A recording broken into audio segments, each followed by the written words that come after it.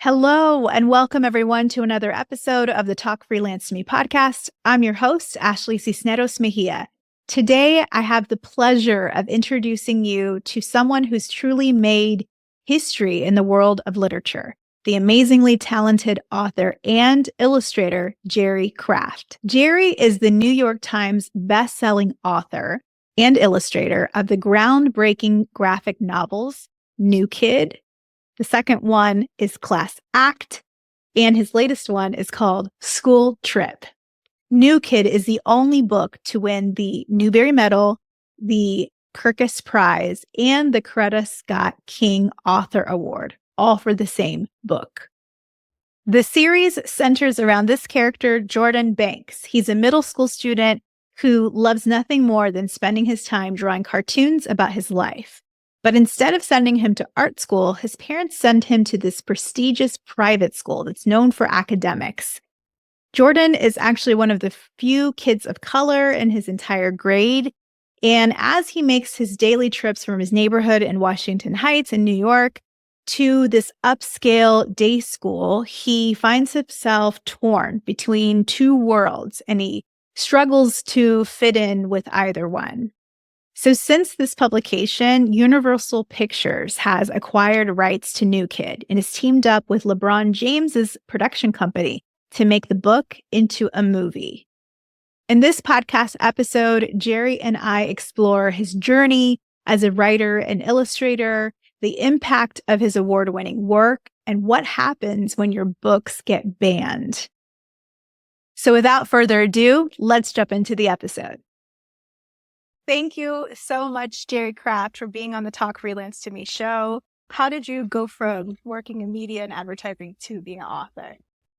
I always wanted to draw.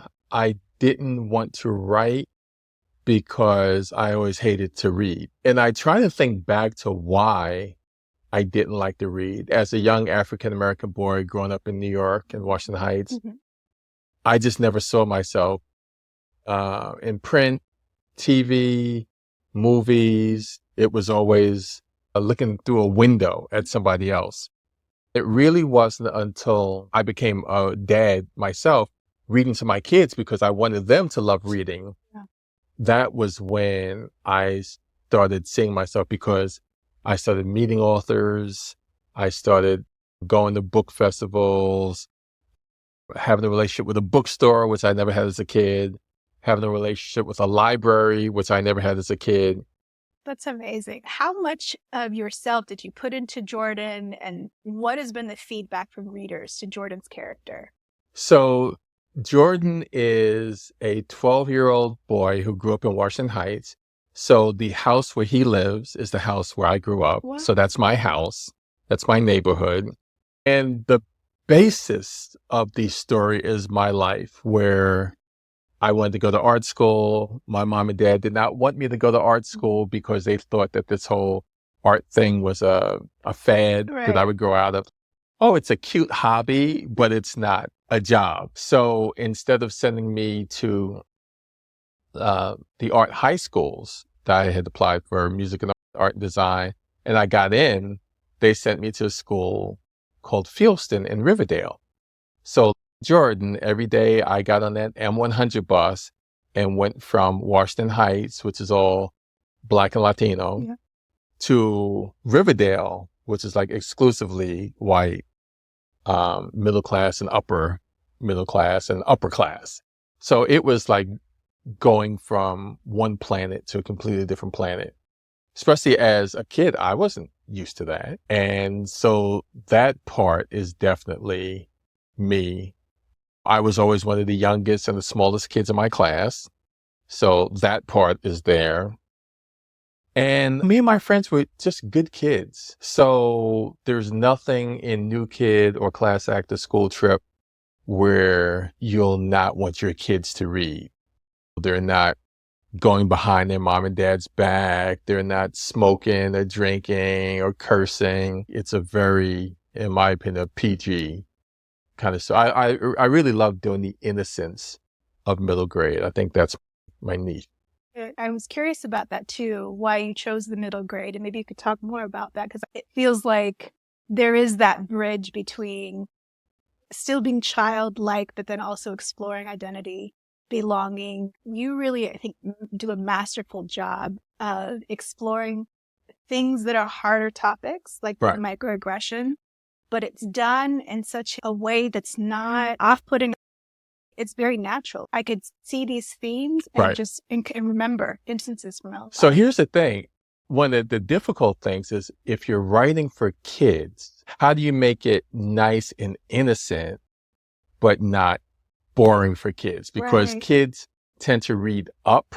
They want to read about older I kids. see. You're not going to want to be 14 reading about a 10-year-old. Right. But a 10-year-old will read about a 14-year-old. Absolutely. How do you make it cool enough so that kids want to read it, but then have it literary enough so that teachers embrace it?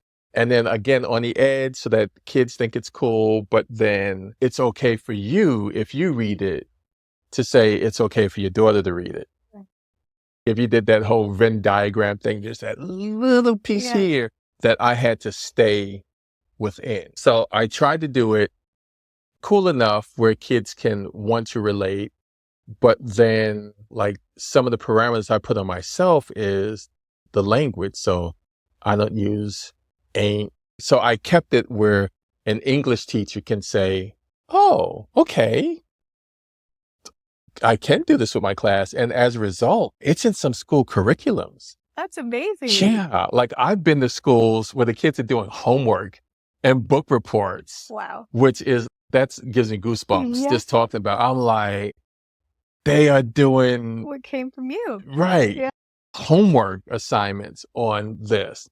Or a lot of schools make it summer reading, or they'll make it a summer book so that all of their incoming sixth graders read it. I've gone to schools where they bought 1,400 books and they do a one book, one school read where even the custodians and the school bus drivers read it. Yeah. And then they'll bring me in to do an assembly. That's interesting. Yeah. So it sounds like you're from a strategic and a storytelling kind of angle. You're having to think about all these audiences, the teachers, the parents. Oh, yeah. The kids, of course, centering the kids. Has there been a different response from the adults who read it, such as, like you mentioned, the custodian, the bus drivers, versus the children? Are they connecting with it differently?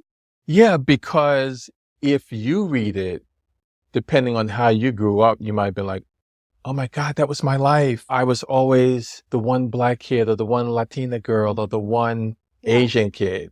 So even though Jordan is African American, if you've ever been that one person, you get the story. Yes. If you've ever been the one girl and a boy in a class of boys, or vice versa, or the tall kid or the really small kid, he's like that identifiable character.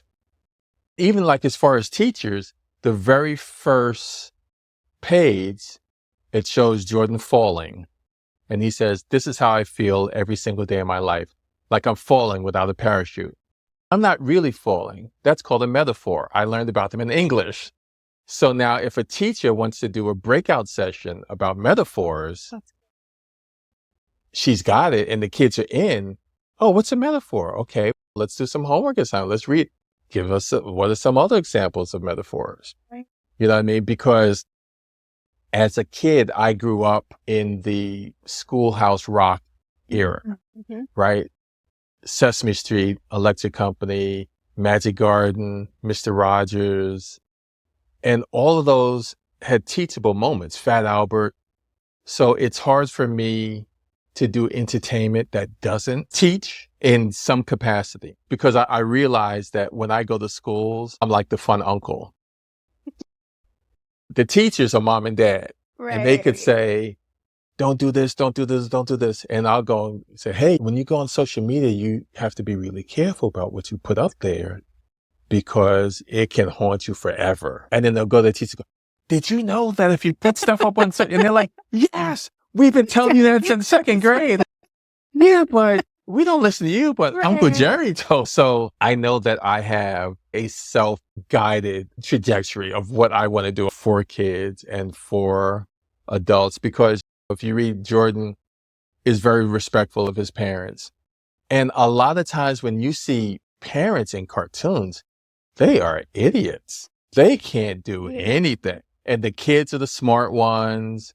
And how many times have you seen dad go to fix a sink and next thing there's a geyser? Right. Yes. And then the whole, or dad wants to do something with, oh, let me just change the socket. And then the whole neighborhood blacks out. I have sometimes where the kids are right. Sometimes mom is right. Sometimes dad's right. Sometimes grandpa's right. So they all have their kind of time to shine. I feel like I've read about that. There was this time in pop culture where the father was the butt of the joke. Oh, always. Yes. And I didn't make that connection until we were speaking. And that was one of the things that I took away, is the relationship with Jordan and his father. Right. Jordan and grandpa, even Right. Mr. Pierre. Right. And that wisdom that he's imparting upon Jordan, Jordan's receiving it. But it's all from a place of love, that even the mom, you can tell that she wants Jordan to go to RAD for the opportunities. Right. It's not that she doesn't believe in her son's art or talent. But like my parents, they had only heard the term starving artists. Mm-hmm. So they thought I'd be living in their basement until I was 60. Even in TV commercials, like there's one commercial, and I forget what it is. Let's just say like Cheetos or Doritos. And the kids have the dad doing push-ups and stuff to get a Dorito. Wow. And I'm like, are you kidding me? Who's writing this stuff? Yeah. And it's adults writing them. So why are adults making adults seem so stupid? And then they get home and their kids treat them with no respect. So interesting. Yeah. That's so interesting. One of the things that I noticed right away on the cover, you have the Newbery Medal. And let's talk a minute about what a big deal the awards that your books have received. What's that process? Do you get nominated or? No. So for the Newbery, it's, you don't know it until you win it. Really? I knew that I had done really well in mock Newberys, and mock Newberys are for kids, right? So a lot of schools, to get their kids into these books, they will do their own voting. So I would see on social media, hey, at Southern Penn Elementary, our mock Newberys, and new kid won the Newbery. Cool. And I was like, oh, cool. And so I always knew that kids would like it. A book about an African-American boy, written by an African-American man, done as a graphic novel. To me, there's a disproportionate amount of books that have an African-American protagonist that deal with misery and trauma. Yeah. And some people don't get it, but I always say, as a woman, if the only books that you had as a girl were Handmaid's Tale. Oh, God. Please. But really think about that, right? Oh, yeah, great protagonist, but the misery and the trauma, right? So when you grow up and you're reading Tom Sawyer and slavery, civil rights, struggle, and how many African-American movies is, oh, this is so-and-so, he's been in jail for 40 years. God. And it's always for a crime he didn't commit. And then it's Michael B. Jordan and Jamie Foxx or someone as a lawyer, and now his job is to get him out. Yeah. So now at the end, he gets him out. Hey, I'm free. And now what? Is that a happy story? You saw 2 hours of misery, and now the last 15 minutes he's out, and it's, what's he gonna do? Those are, to me, miserable stories. But where were the happy ones? And so then I'm like, is it that they don't want happy stories? I had tried to get published from 94 to 97. And I got so many rejection letters that in 1997, I went to the library. I got a book on how to self-publish. And in 1997, I self-published my very first book, which is Mama's Boys as American Sweet Potato Pie. It's a book of my comic strips. because I wasn't going to do the misery book. And then I published another one. And then I published a third Mama's Boys book. And then other authors started coming to me and saying, hey, we can't get published either. Can you help us publish our books? So I started my own publishing company.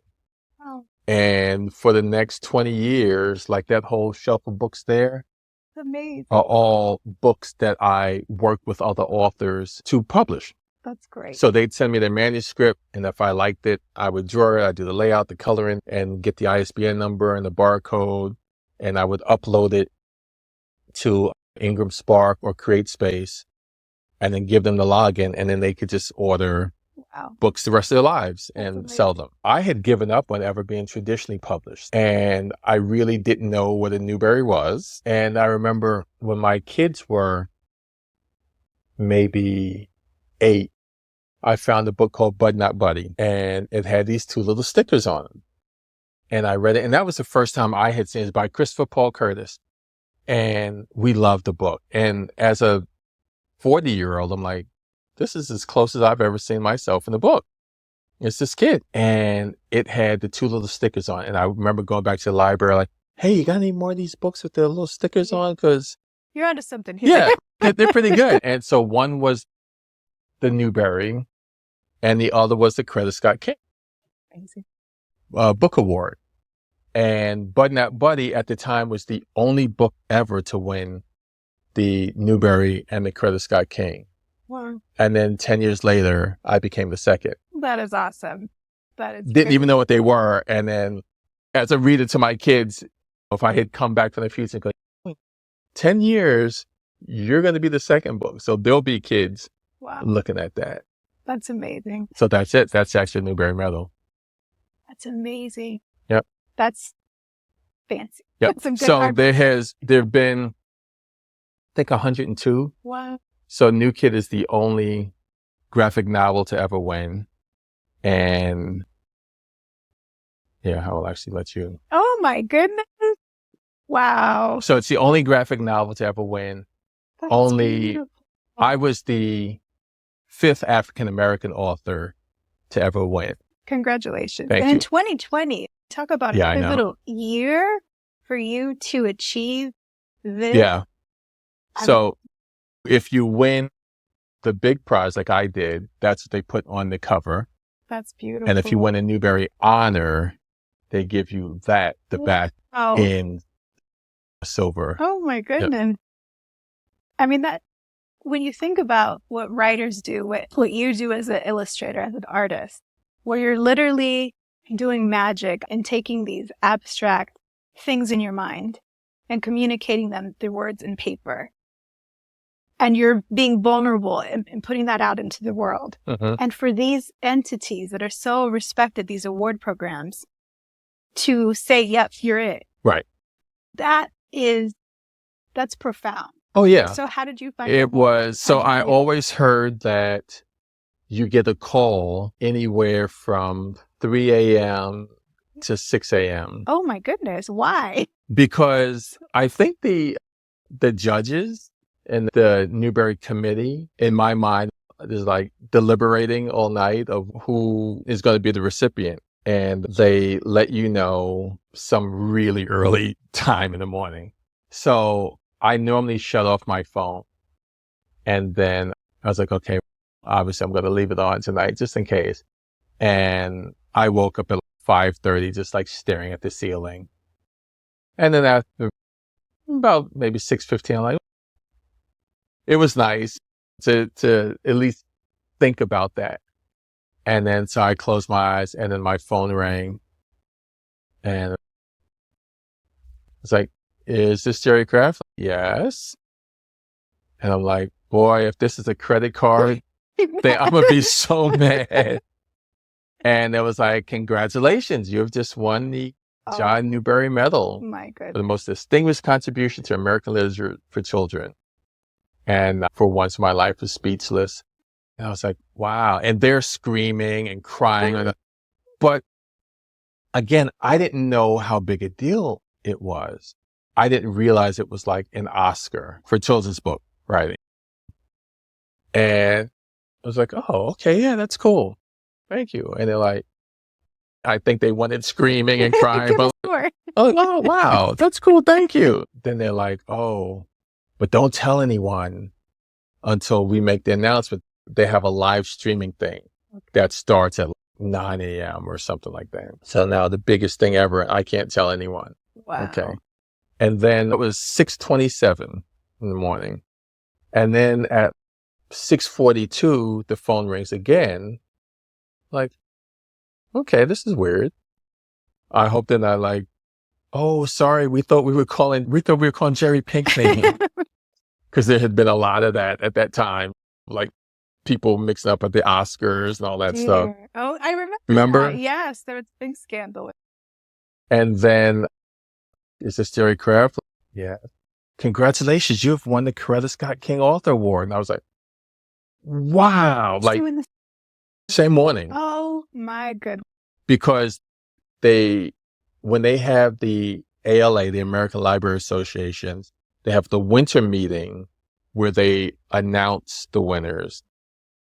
And then in June, they have the convention where they actually hand out the awards, and then you make these speeches, and it's a big dinner and all that stuff, which I didn't do because of COVID. They canceled them. So I did all that from my office, giving this big speech where there should have been like 300 people with dinner and all that. I was like, okay, it is what it is. So then I go on to the live streaming and they do all the awards, and I'm like recording, my hand is shaking because I know it's coming, but it's like maybe a 2-hour ceremony. And then of course the Newbery is like the last one. And then once they announced it, then my phone like started ringing off the hook. And then Kwame Alexander, who had won in 2015, called me to congratulate me, and Meg Medina and Derek Barnes. And it's been life altering. It's been like just a whole nother level, like ever since. So do you mean more opportunities, more introduction, more money? Like, what does that mean if you compare the day before? More everything. Because, so this is the actual Coretta Scott King Book Award. And then prior to that, I had won, this is the Kirkus Prize. So New Kid is the only book that has won all three of these. Wow. Yeah, only book ever. Not only Black book, just the only book ever to win the Kirkus Prize, the Newbery Medal, and the Coretta Scott King Author Award. Congratulations. So to instantly go from obscure to the only author ever. So like when you think of Charlotte's Web and Wizard of Oz and like these classic books. So it's funny. One of the first things is that schools were calling, hey, congratulations. I'm like, oh, thank you. Are you still coming to our school? Because I had all these schools booked. Yeah. Are you still coming? Oh, yeah. No, absolutely. I'm still coming. Are you still charging us the same? No, now you get the Newbery. I get the premium. You get that Newbery rate now. You're going to have to triple that. And I had trips to Beijing, to Hawaii, all these places. And then COVID shut the world down for 2 years. So all that was canceled. Wow. Yep. But amount of sales, because basically every library buys it, it probably will never go out of print. That's good. So if you go to even like the Barnes and Nobles here, like sometimes it's in the awards section. Sometimes it's in just like young readers like, hey, can you put that in the awards section with the other ones? And on my wall, I have the Newbery Medal poster and the Coretta Scott King. So those are all the ones that had won up to mine.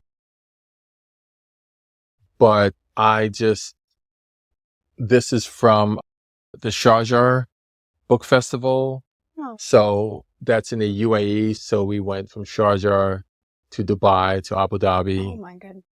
So this is work. This That is Yeah. incredible. Yeah, that's a work trip. Just another day in the office. Yep.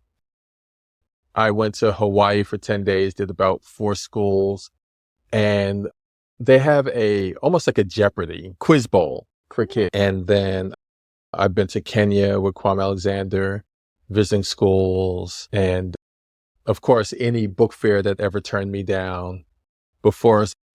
Hey, remember us? Oh, I remember. You can be on the D list. We'll put you in another file. Remember we told you beat it and don't ever call us again? Right. Sorry. That's incredible. Yeah. What a story to go from when you were mentioning how hard it was trying to get this traditional deal, and then the market wasn't ready or the publishing industry wasn't ready. Oh, yeah. Some of the rejection letters were insulting. It's one thing to get a form letter. Sure. I understand that. Right. But when someone takes the time to type a note that says, "Dear Jerry Craft, the idea of this book should sell, but somehow it doesn't. And the idea that this book or any of your books will ever get published seems to be even more of a dim reality." I'm like, wow, that's mean. Do you feel better about yourself? Yeah. To me. So I actually have one of those in my presentation that I blocked out the name, but that's the sweetest revenge, right? Success. Yeah. In Dubai. Yeah. Dubai. Yeah. That is incredible. So I know you're published by HarperCollins. Do they develop a marketing strategy for you and tell you where to be? Or what are some of the tactics that you use now to get your books in the hands of readers? Okay, so I'll go back to the beginning. I had been self-publishing for 20 years, and it was a lot of work because not only did I always have to be drawing and working on the next book, but I had to be selling these books also. So I would go from the Harlem Book Festival to the Hudson Book Festival to the Chappaqua Book Festival, and I'm always there selling. African American Children's Book Festival in Philadelphia. And then I'm working on the next book because I need your deposit to start working. And then I'm out selling. So I was like, I can't do this. So I had a friend of mine who worked for Lit World.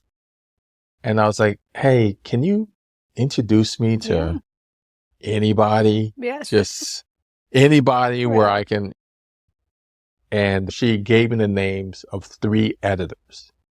One was from Scholastic, one was from like Lee and Low, and I forget where the third person was. So I sent these query letters, and it was all like, oh, thanks, but no thanks. I was like, okay. And then maybe 3 months later, I got an email from Scholastic, and they said, hey, we'd love to meet you. Why don't you come in and meet with us? I'm like, oh, okay, sure. So I took that whole stack of books, right? And I get there, I think it's going to be me and a one-on-one. And there's 6 people in the conference room. Oh my God.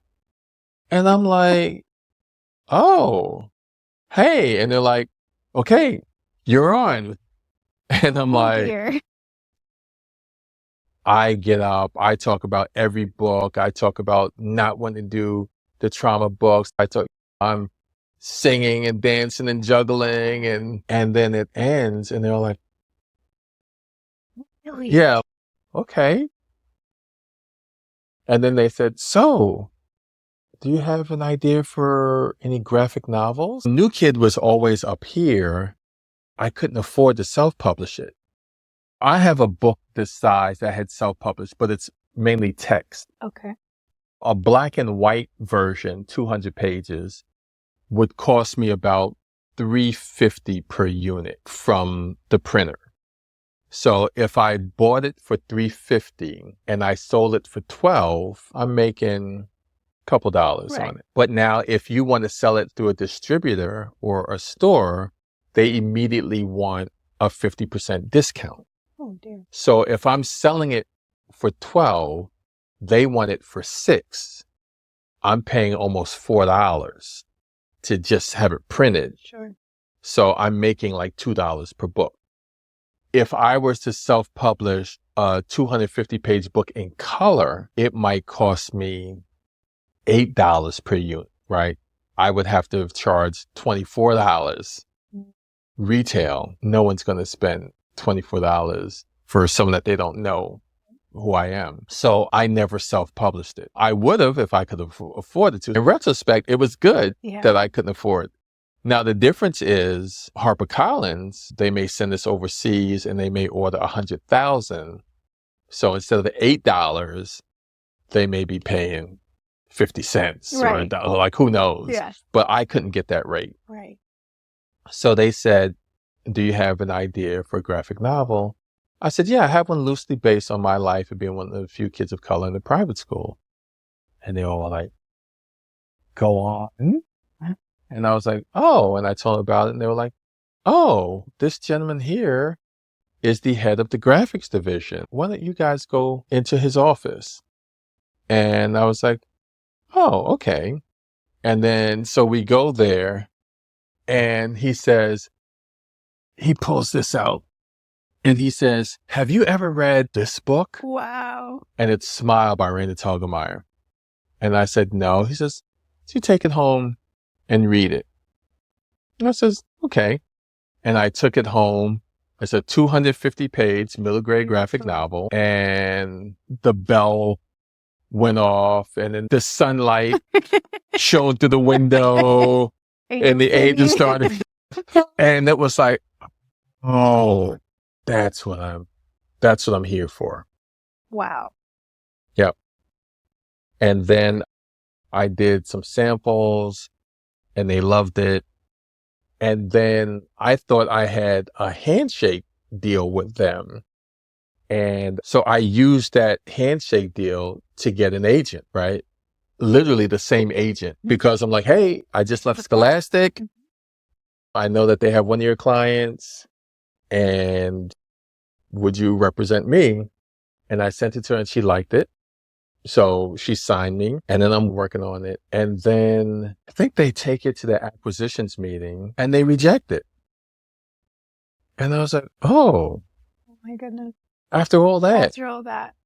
So then I work it up again, and then someone else from Scholastic takes it over, to work it, acquisitions meeting, and they reject it.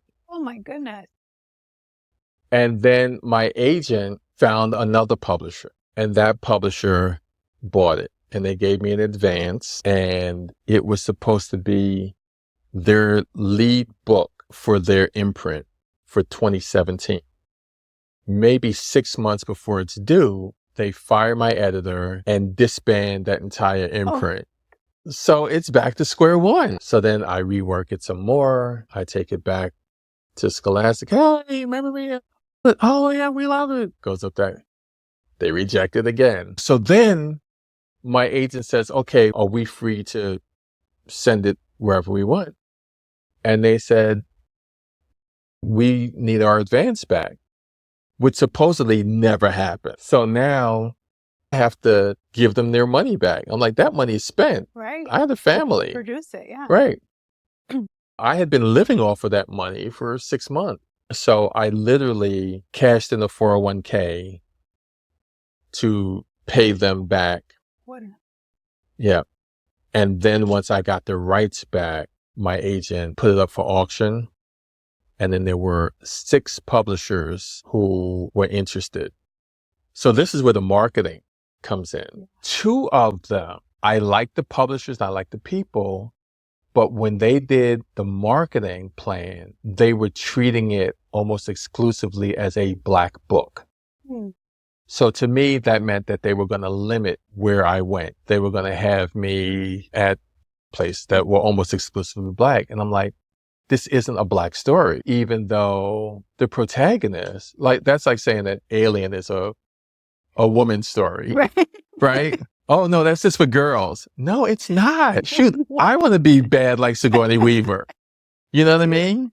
Yes. Like it's not a girl's movie. So this isn't a Black book. And if you don't understand that, then you're not the right publisher for me. So then HarperCollins were going to send me all over. And then I remember talking to Andrew Eliopoulos, who would be my editor. And I had met him at another function called Quelly. He tells me a story that he's reading it and he's calling his boss, Rosemary Brosnan, going, "Oh my God, what chapter are you on?"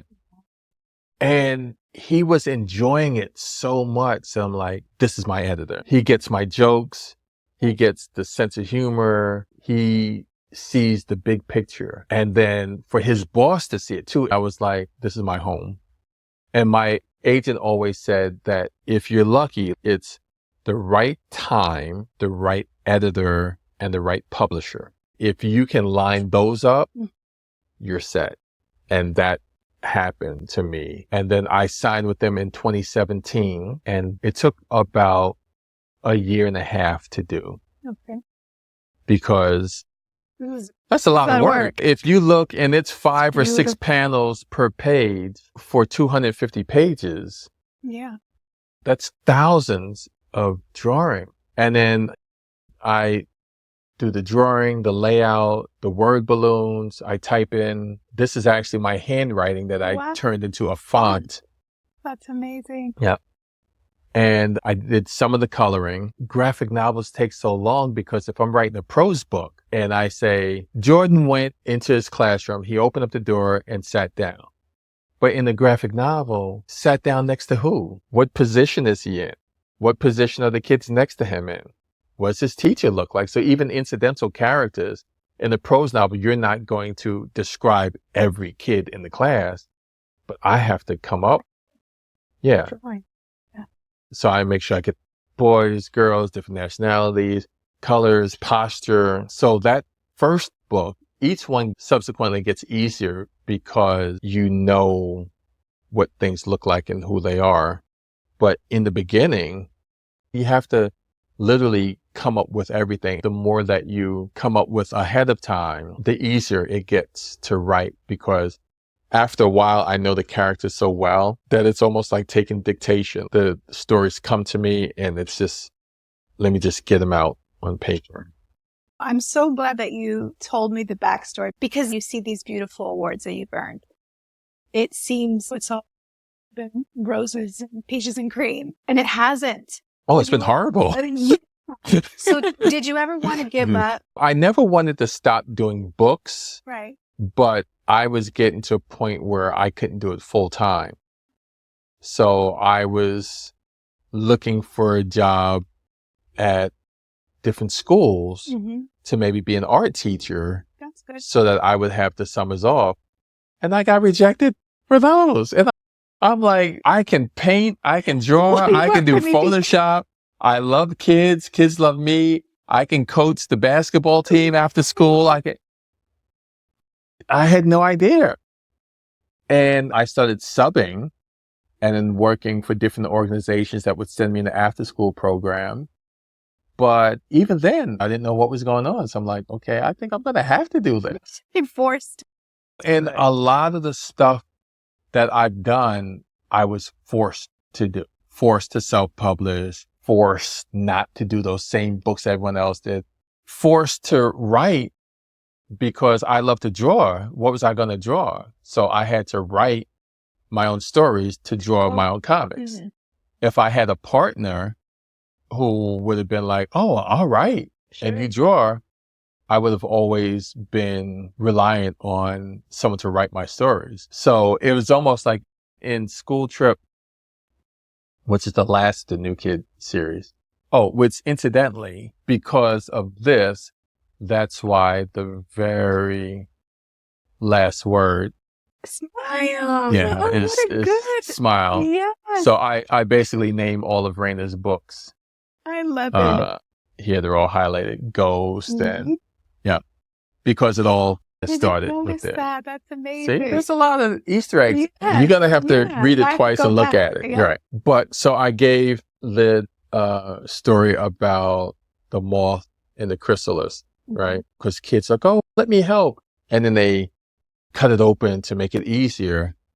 But it ends up that it's the struggle to break out that strengthens the wings and makes them strong enough where they can fly.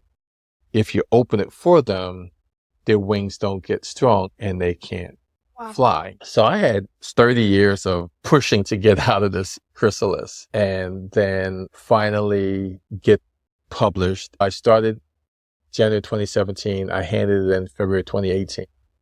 Now I have to wait a whole year for it to even be published.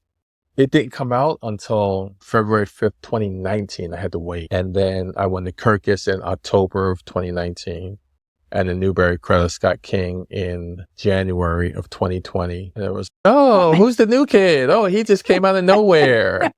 Oh. He's been new for 30 years. Yeah. And now it's in maybe 15 different languages. So when I went to Dubai, it's actually in Arabic. Mm-hmm.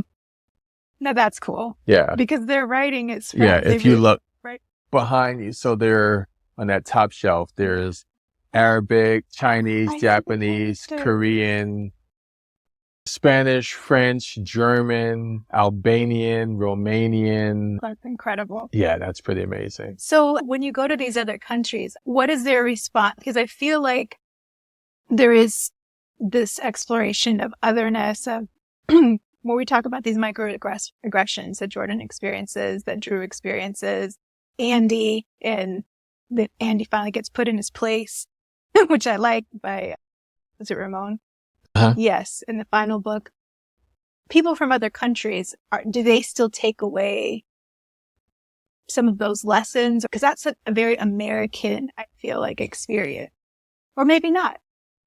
So I got an email from a teacher saying that her class vowed to be better human beings. Oh my gosh. Because they saw how their words affect them. Wow. How their words affect other people and their actions affect other people. That they were like, we are going to be better human beings because now we know how much we can mess somebody up. In New Zealand, there was a class and they wrote me, and there was a kid from one of the indigenous people, like the Maori, right? And in the beginning of New Kid, where Liam's dad comes to pick him up first day of school, and he drives off in like this Mercedes, like a really expensive car. And the neighbor sees him going off in this expensive car, and she's like panicking. And the dad goes, he's not being arrested, Michelle. And the teacher from New Zealand was like, none of the kids got it. They're like, what is, and the one indigenous girl was like, that's because whenever someone like us drives away in a flash car, it's usually going to be bad, like it's police or something. And they were like, what? What do you mean? And then and they said she just, all ears and eyes were on her, and and it brought them close together. I go into schools, and Alexandra with her sock puppet. Oh, that, yes. Got your nose. Wonk. So this could be the ad for the thing. I'll wonk your nose. That's our YouTube thumbnail. I'll go to schools now, and kids would be like, oh my God, Mr. Kraft, Angela over there, she is Alexandra. Wow. But they love her. Yeah. And because they love Alexandra. Yeah. So they love her, where without these characters, they might have been like, that's the weird puppy girl. Even in one class, they were like, oh, see Robert? Yeah, he's Andy. And the boy was, yeah, like, but you can change, Andy. You can change. Now, the American part that is only in America is, hey, let's email Mr. Kraft and say that we're going to burn his books. They burned? Oh, I know they banned it, which I wanted to ask you about. I got a horrible email just yesterday. They come in all the time. Oh, yeah, let's email him and say all these horrible things. And then you go to reply, and then it bounces back because they're like, just burn their account. It's not people that want to have a conversation. Right. Hey, let's get 400 signatures to cancel his school visit. So that's the American part of it. So in New Zealand, they're going to be better people because they see the impact. The US thing is, and not all, of course, but I get emails. My favorite was, you must suffer from some kind of mental illness, thinking that you need to indoctrinate an entire generation of kids. I'm like, for empathy and kindness? Yeah. Okay, guilty. Take me away. Okay, empathy and kindness. Hey, man, what are you in for? Trying to teach kids to be kind. Yeah.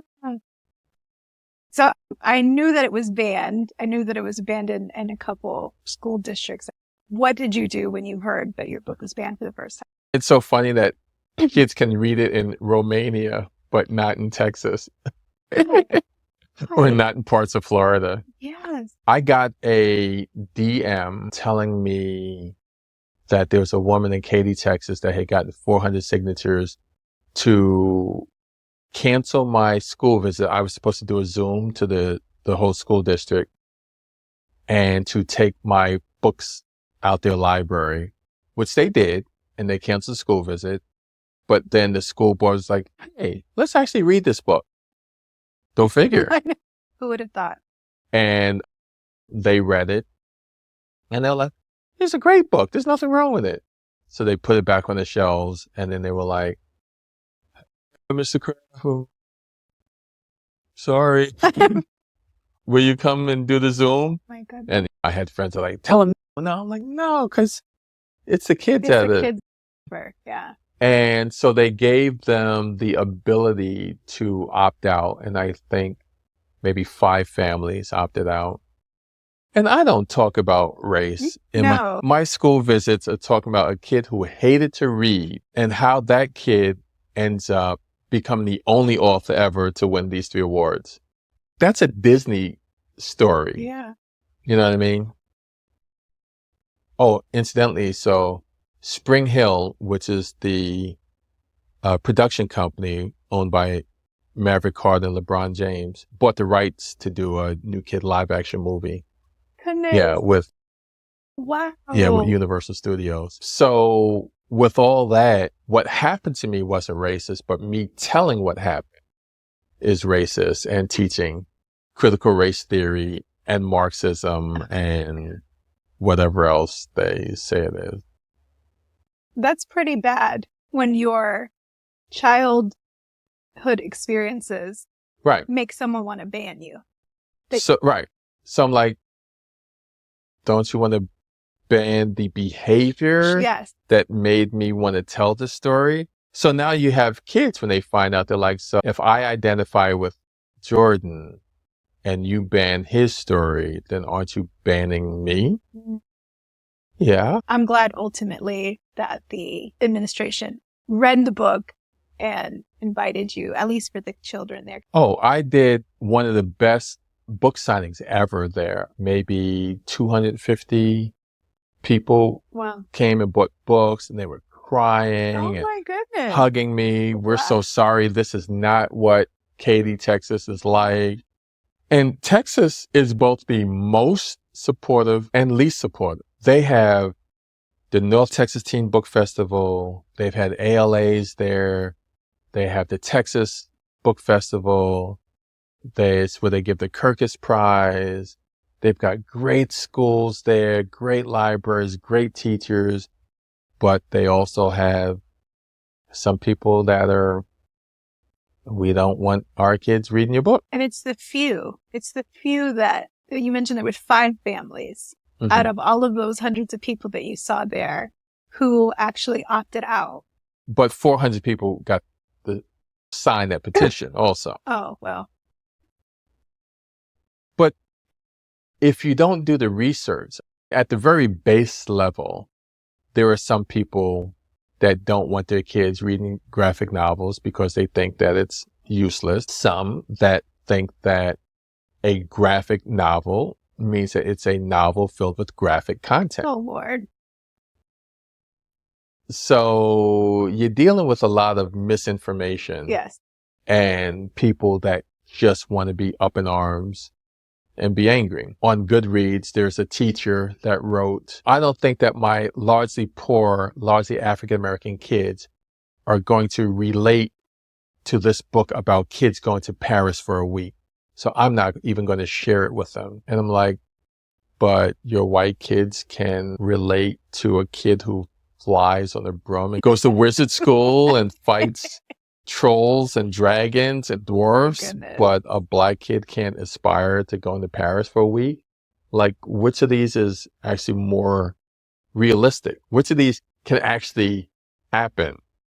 You know? What's so bad about aspiring for new experiences? Right.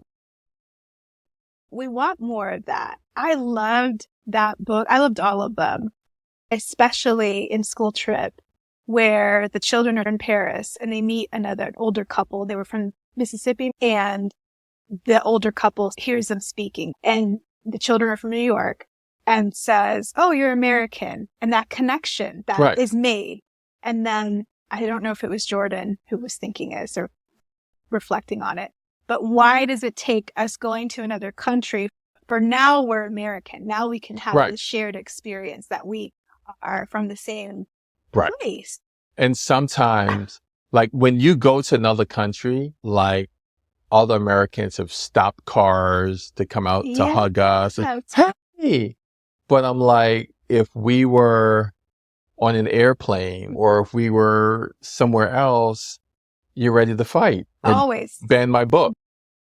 But you go somewhere else and it's, hey, USA! Yeah. And so there's just a lot of like little things that I put in there to make you go, oh yeah, why is it that when you go abroad and you see another American, you feel like they're your family, your kin, your cousins, and then you come here and you hate those same people. It's so backwards. I love that you put that in there for people to think, for adults who are reading this, for the kids.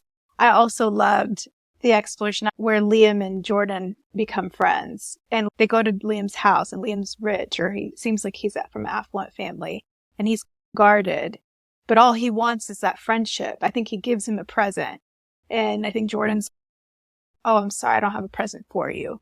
And he says, no, just you being my real friend is a present. Right.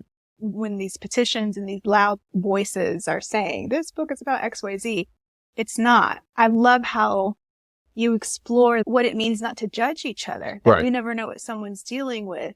That we can be friends even if we are seemingly worlds apart. I got another angry email. It's probably 40,000 words. How come Liam, who's the white kid, doesn't have a good relationship with his dad, but the black kid does?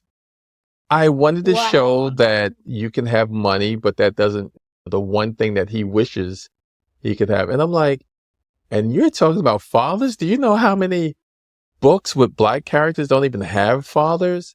And then, of course, the response, 2 wrongs don't make a right. I'm like, yeah, but you're always the one that thinks you're right. So no one who has ever tried to ban me or anything has ever said, hey, let's have an open dialogue. There's an NPR piece. And so, again, here's the thing. Being the only person to win those 3 awards, I was in industry papers, School Library Journal, Publishers Weekly. Some woman in Texas bans me. Now I'm on with Joy Reid, with Art Spiegelman, who did Mouse. Wow. Some Mouse about the atrocities of the Holocaust. New Kid about a black kid going to private school. Okay. But NPR is calling, the BBC is calling. Oh, goodness. Don Lemon's calling. And I'm like, where were you to celebrate me? Yeah. But now it's newsworthy. Conflict. Yeah. When it was all the controversy, it was New Kid in Class Act. They're like, what are you going to do now that they're brand new book? I'm like, guess I'll do a 3rd book. And that's when I did School Trip. And now I'm finishing up a book that I'm doing with Kwame Alexander, who won the Newbery in 20. And so this is J versus K, and it is a 5th grade artist and a 5th grade writer, and they're rivals, and they're going to win the contest, which is the annual storytelling contest that the school has every year. Oh, that sounds fun. Yeah, so they don't like each other. Right. And so that will be out May 6th of 2025. That's amazing. Yeah, called J versus K from Little Brown Books for Young Readers. That's going to be great. So you have experienced so much. I love when you talk about the analysis of the chrysalis, and the struggle is what gives you the strength. A lot of the folks in our audience do freelance writing. So they're writing for companies, they're doing copywriting, but they want to write a book. Maybe they have those books stored in their brain. This is something they aspire to. What are some things that you wish you knew when you started this journey to become a traditionally published author? A guy who I know that for years was like, hey, I want to take you out to lunch and talk about writing. Okay. Never happened. Hey, I want to talk about writing because I want to be right. I want to do what you do. Okay. And then one day it's, hey, how much time do you put into it? For example, what did you work the other day? I said, I work from about 10 to 3 on New Kid finishing up. He's, wow, 10 to 11 to 12 to 1 to 2 to 5 hours. That's a lot. I said, no, 10 to 11 to 12 to 1 to 2 to 3 to 4 to 5 to 6 to 7 to 8 to 9, 10, 11, 12, midnight, 1, 2, 3. Yeah. The biggest thing is you have to finish it. There are people that have been working on this book since they were 18 and they're 47. I won't say you're not a writer, but you got to finish it. And if you're not that person that's obsessed with doing it and working it and reworking it and adding this and how do I make it better, then it might not be for you. Then it's a hobby. Right. But with my books, I would still be doing them even if I was still self-publishing. I would have 20 Mama's Boys books by now. You have to finish them. And I know it's tough not to jump on the bandwagon. But when people are like, oh, will you read my book? Or what's it about? Oh, it's a dystopia? Nope. Stop you right there. It's a dystopian where the girl's a werewolf and she marries a vampire. No. Mm-mm.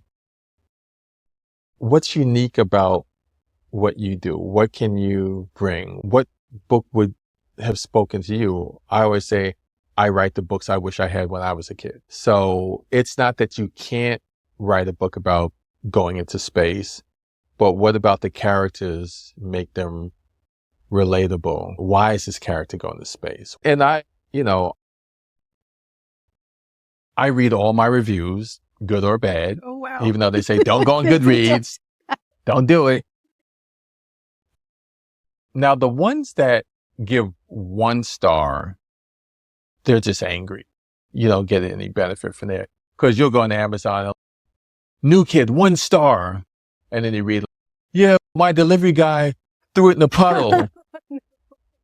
What's that got to do with me? Give your delivery guy 1 star. But if it's 3 stars, then that means there was problems with it. And I want to hear what their problem is.